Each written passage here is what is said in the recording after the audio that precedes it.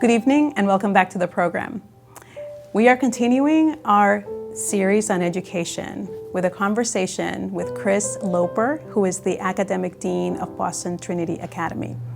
Boston Trinity Academy is a fairly young school in the city of Boston, but what is it that they are doing right? How are they building strong Christian leaders in Boston, in a city that is known for its education? The data says that Boston is the 6th most educated city in the United States, but is it the most spiritual city? Boston Trinity Academy is building not just academically strong students, but students who are strong in their faith. We're going to talk with Kris. Let's get into it. So Kris, thank you so much for coming on the program. Just to help out our audience, could you tell us what your title is at BTA and what you do there? Sure. I'm currently the Dean of Academics. I have been in the school now for 15 years in various roles, and I also serve as the Director of Technology currently, although I'm training somebody to take over that post. I've also taught Humanities 9 and a robotics course and a number of other items over the years, but currently serving as the Dean of Academics. Awesome. And I'm going to ask you about the Humanities 9 courses and the Humanities courses at BTA. Yes. But I wanted to, what exactly does it mean to be the Dean of Academics? What is it that you do or that you oversee? You know, what are you charged with at BTA? That's a great question. There are a number of factors, but the most important part is I'm keeping an eye on the curriculum from start to finish. So 6th grade through 12th grade, and how it relates to the overall program. So we spend a lot of time in conversation with a dean of students, with the athletic director, any programs that are happening in the school, including our Trinity Institute, trying to make sure that our students have a balance of what they're able to do. And then part of the role also is to make sure that our department chairs in our various departments are keeping the faculty within their charge in care. So we have frequent meetings as an entire group of the academic departments, and also a lot of one-on-one. The other major side is involved in all the hiring for new teachers and evaluation of existing teachers to make sure that we're keeping our academic standards where we want them to be. And then, of course, there's the grading piece, right? That all falls within my realm. And so I'm in charge of all the progress reports and report cards, transcripts. I work with the college counseling team to get all those out. So there's a few things that happen it keeps you busy, right? That's right. I did want to ask you something specific about BTA, and that is, one of the things that I mentioned in the introduction to the program is the fact that Boston is the 6th most educated city in the U.S. Yeah. Now, full transparency, I work at BTA, so but Boston Trinity Academy is a fairly young school. Yeah. And so, given the fact that, the Boston public school system is considered one of the best in the nation, even with its problems, and there are so many independent schools as well as, other preparatory schools, both in Boston and outside of Boston, why BTA and what makes a BTA education distinctive from the rest of what's available out there for parents? That's a great question as well, and something that I wrestle with as a parent. I have children at the school, and we had to go through those same questions as a family to find out what does set it apart. And honestly, we are a college prep school. That's one thing that keeps us in line with a lot of the other the area schools. But we're not just a college prep school. We also are built around a distinctive Christian community and trying to build an intentional community of different people. That's been part of the mission from the beginning. And it was something that was seen by the founders of the school, that there are a lot of schools in Boston, but there were when we founded the school, there were no other Christian schools in Boston outside of the parochial space. And so that was one of the major goals, was to make sure that we would have a school that hit all those three parts of our mission. And so there are a lot of schools that are preparing students for college, but we're preparing students for beyond college, right? Trying to prepare them to have a life that is worth living. And so encourage them to ask all those questions, whether they're in sixth grade, just getting used to the idea that there are other people around them, or whether in 12th grade, doing some significant research, preparing to join that conversation beyond, beyond our walls. And so there's a couple things that definitely set us apart. And it all started really with that mission back just about 24 years ago. Yeah. So Kris, I'm glad you talked about academics. And I wanted to ask you specifically about the academics at BTA, because here in the city of Boston, as you know, education has a very high value. Yes. And so how does BTA prepare students academically for the rigor and the demands of college life? Yeah, I think right off the bat, we're very open and honest with families that we're still holding to academic standards against the discipline. There is a movement in a lot of schools now, to start grading on different scales and with different models in place. But our approach has been to make sure that we are giving our students a very honest feedback about where they stand against the subject, whether they're dealing with literature in 12th grade with Mrs. Belk, or they're wrestling with the early stages of transitions math in 6th grade. We want them to know if they have mastered the subject. And so that's the starting point. And so we do that with every one of our classes, and we make sure that they get very honest and timely feedback. But then alongside the academic piece, we're offering as many AP courses as many of the elite schools in the greater Boston area, and we encourage all of our students, and in fact require all of our students, to take 3 AP courses before they graduate, just to give them a sense of what the college level requirements will be like. We're also training and expecting all of our students that go through our curriculum to be leaders. We're expecting that whether they're leading in their family or they're going to be leading on the college campus, we're making sure that they have the skills they need to step into that role wherever it is, or whether they might be leading in a church eventually. And so we're not thinking of academics as separate from the other parts of their life. That's why we have co-curricular athletics as well. We want our students to see that life is, you can't just put it in these little silos and expect that if you just work on your academics, you will thrive. No, you need to start learning that great balance of life and take advantage of all the gifts that God has given you while you're pursuing your academics as well. Now, as you were talking about leadership, how specifically do you prepare, or does BTA prepare students to become or to develop their leadership skills? And I know you mentioned the Trinity Institute, which I'm very familiar with, but just tell us. No, that's good. Well, the Trinity Institute for Leadership and Social Justice, the vision behind that was to have one space within the school that was intentionally set up and obviously set up with the term leadership in the title, that would start looking at the various other parts of the school and set up programs for students to get involved and specifically train in areas of leadership. So they hold several seminars and trainings throughout the year. They run a conference that is entirely student-led and planned and operated. And this is the MICA conference? The MICA conference coming up this summer. And the vision behind the Trinity Institute from the beginning was that it would be student-run.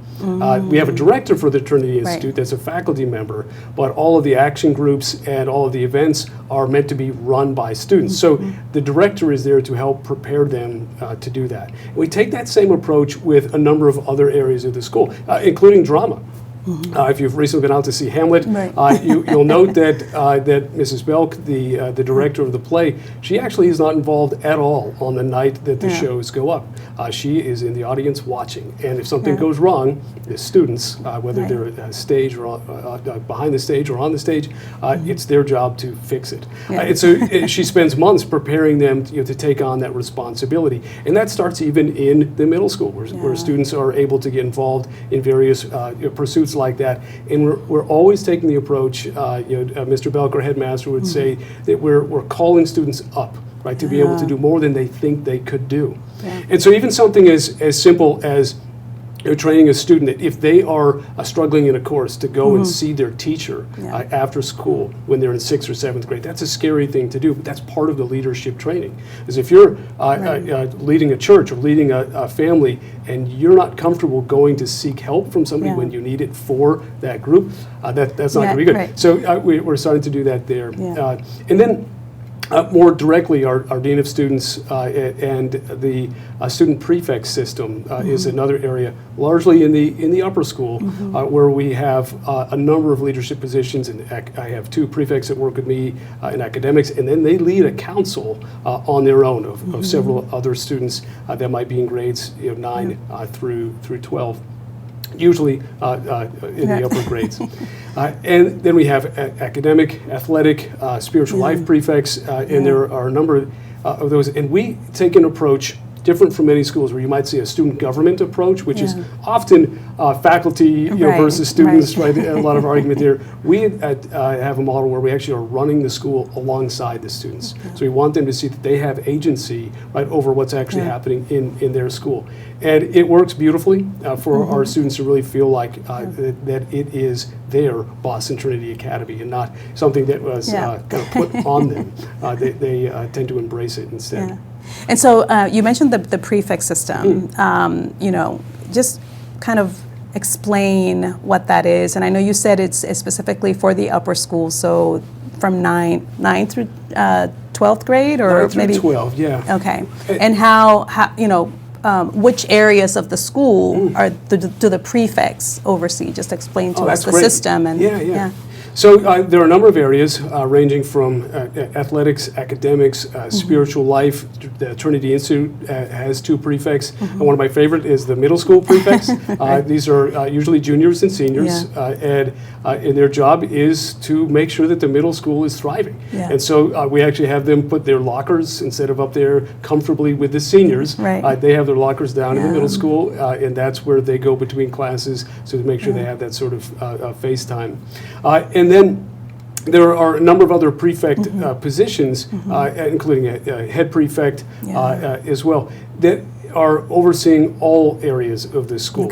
And so, and in fact, you may have spent some time working with our advancement prefects. And so they're not only helping to greet newcomers into the school, they're at open houses and that sort of thing. They also have a job of keeping an eye on the students that are already there and making sure that they can bring concerns from those students there.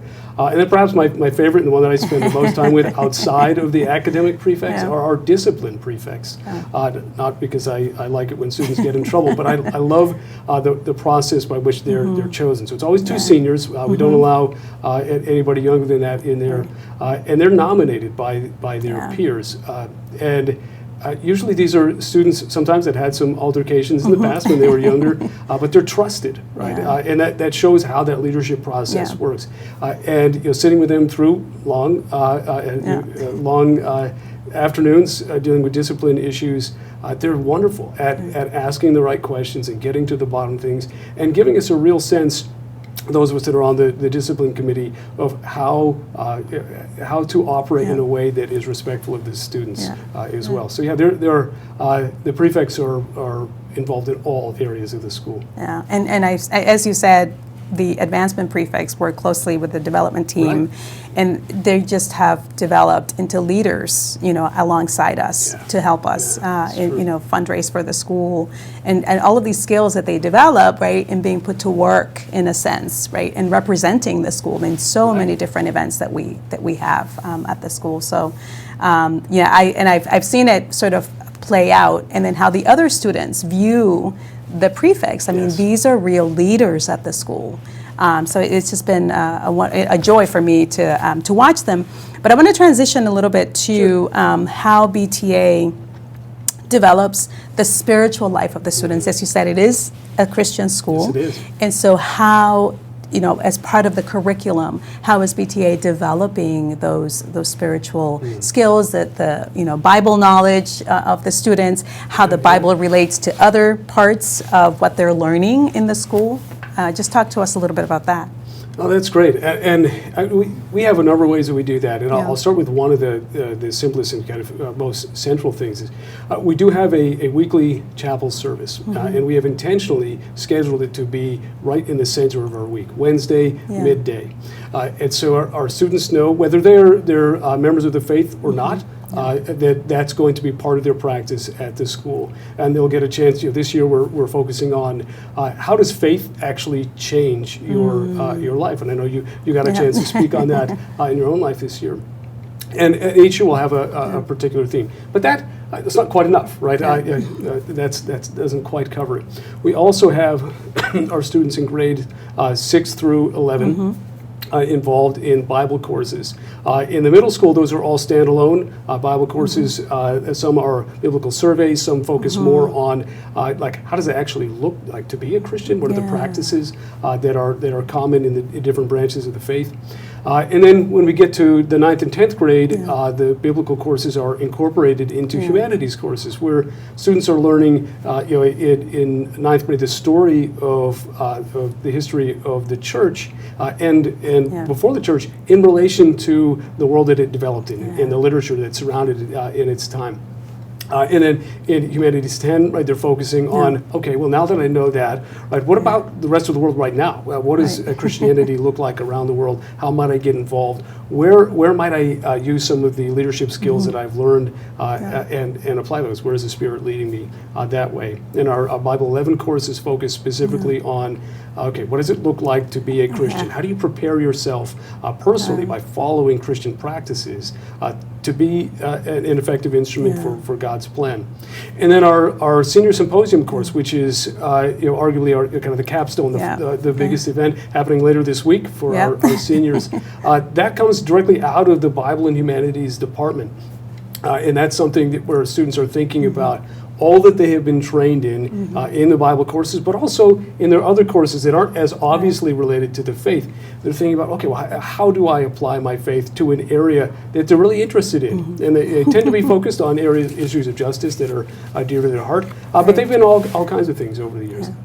Now, you mentioned the symposium. What is symposium? Because symposium is unique for BTA, and nothing like this exists at any other high school that I know of. Right. So tell our parents. There's some others that are trying. Are other students considering BTA? It's a great question. This is actually what brought me to Boston Trinity in the first place. I started 15 years ago teaching this senior symposium course. I was so drawn by what they were doing, so I have to check this out. And so our students in their junior year, and really even before that, they start thinking, because there's an aura about the course, about it, an issue that they want to explore. And it could be a hot-button political issue. It could generally a social justice issue? Generally.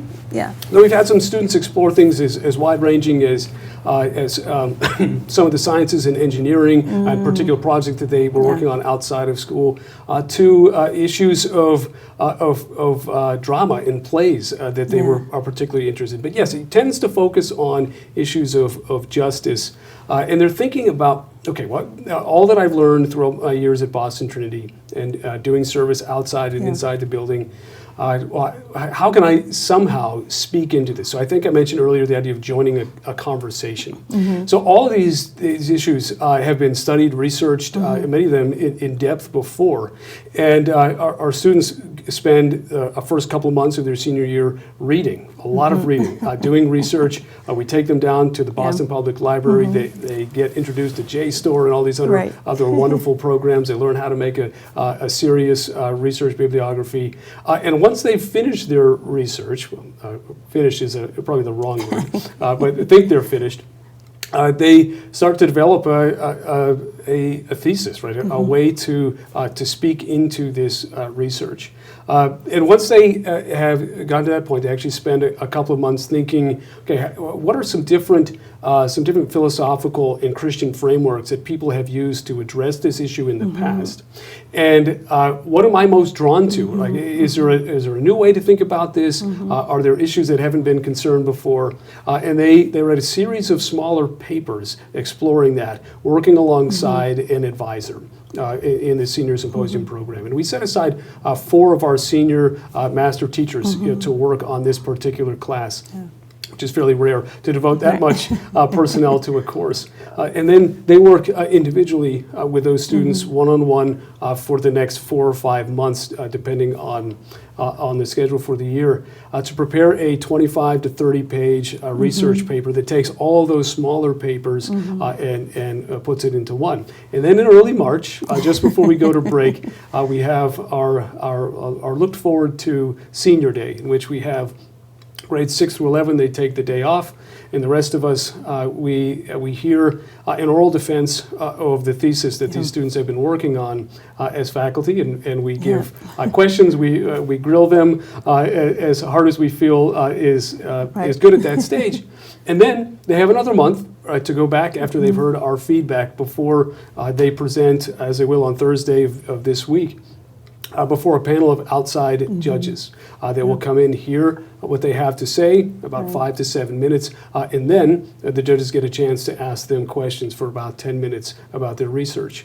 And we take it very seriously. This is an event that lasts for several hours. Students, dress quite professionally, and the nerves are quite high at this time of year. So they've spent almost a full year invested into this research project, and finally have a chance to defend it this week. Right, and essentially they're doing college level research. Yes. In 12th grade. That's right, and this is what drew me there. I had aspirations when I started at BTA of going on to teach at the college level. And then I started working with these students, and I said, well, I'm not sure I need to do that. And we've had a number of my colleagues have joined the faculty at Boston Trinity because they were judges at this event, and they said, well, if students are doing this, these are colleagues that have taught at the college level at some of the most prestigious colleges in the Boston area. In this course, made them change their course, so to speak.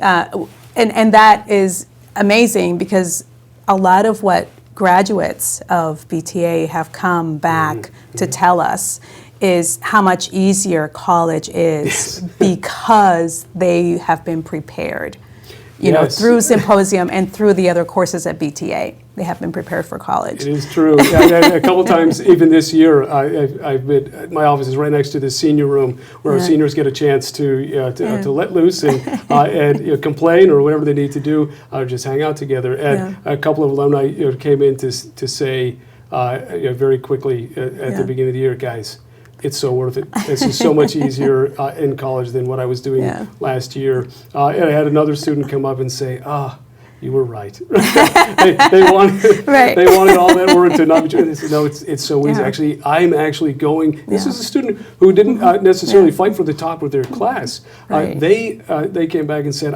my friends are coming to me for help in how to structure my life here at college. And they said, it's amazing. I am a leader now amongst my peers. I said, well, okay, this is good. We've accomplished something at least.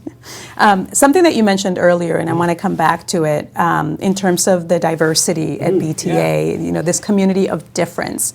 Tell us a little bit about that, because I think my understanding is that it's one of the most diverse high schools in New England, correct? Yeah, and in fact, it's one of the most diverse high schools in the country. And it fluctuates, there are all these rankings here and there. And what's interesting is the founders and the current administration and the board, they didn't seek to do that because they wanted to be on lists somewhere. The idea is, when you think of every tribe, tongue, and nation, that supper feast, and so when I'm thinking about diversity at the school, that's what I'm thinking about. We have every group of people imaginable represented, and we're not just talking about ethnicity or race. We're talking about socioeconomic, geographical diversity.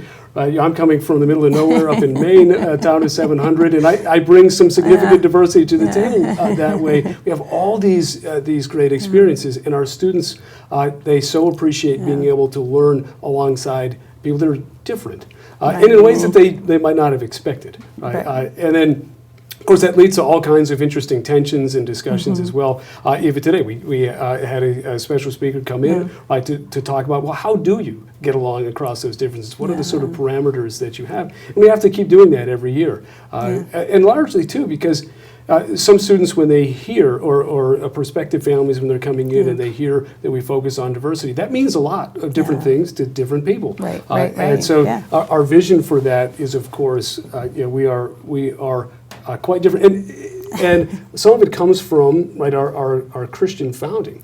Currently, our headmaster is Orthodox, our dean of students is Catholic, and I'm Protestant. Right? And we find a way to all work together behind this great mission. And that, of course, is, you know, the history of the church is quite something on its own. Right.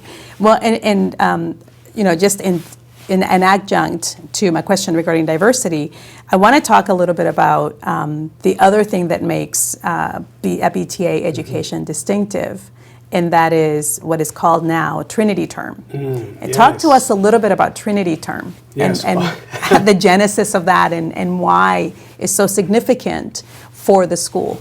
Yeah, that's also one of my favorite parts of the year.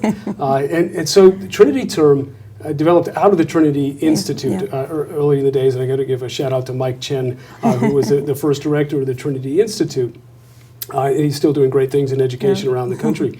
But he had a vision alongside Tim and Tim Belk, the headmaster, and others, of a week where we would set aside, as an entire school, faculty and students alike, our normal pursuits, and administrators too, set aside what we're normally doing and learn alongside the students.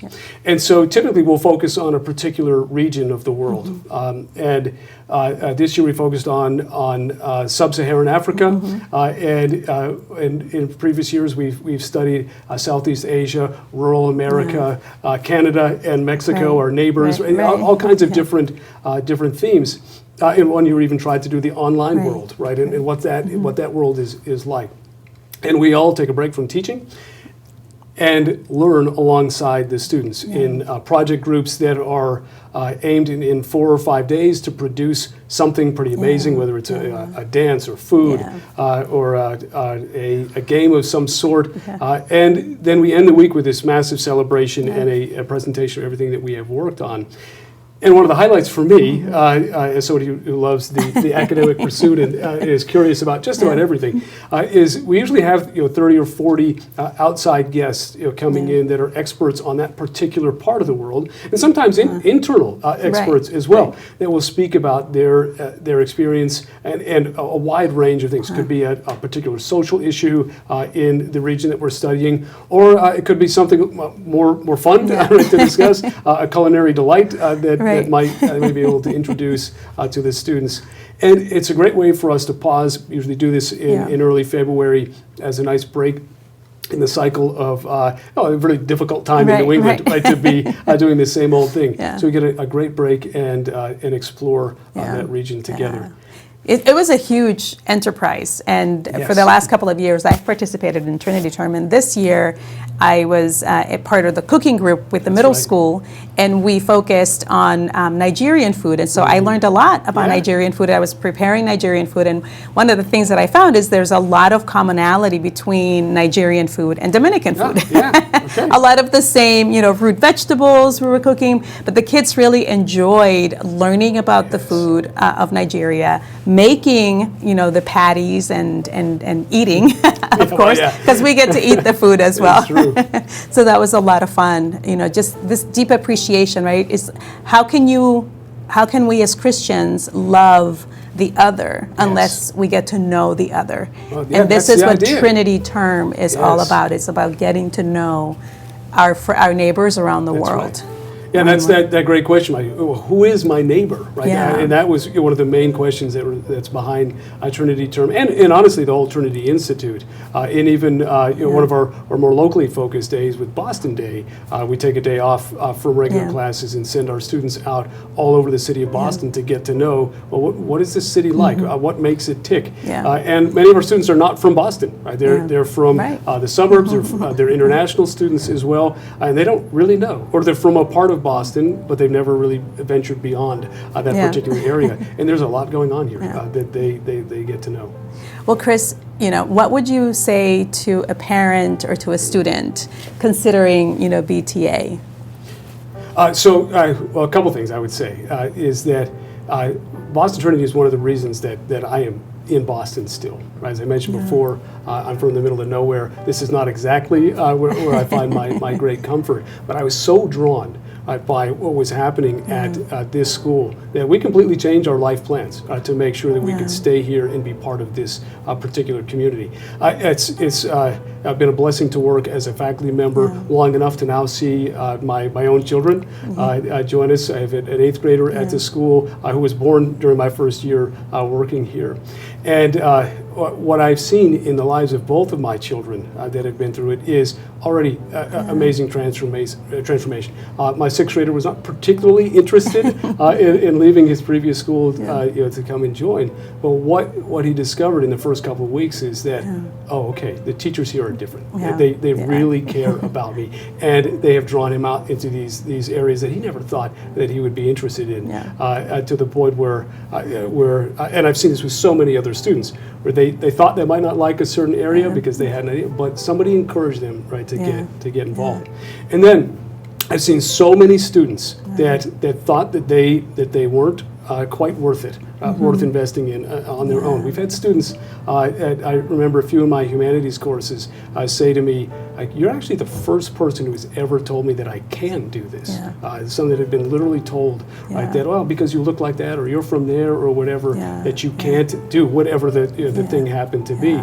But we're expecting a lot of all of our students. And so if you're considering having your children at the school, know that that's true. We will expect them to hold up to our standards. And we know, as we've seen it again and again and again, that it is preparing students not just to get into college, because that's, I wouldn't say it's easy to do, but there are a lot of schools that are doing that.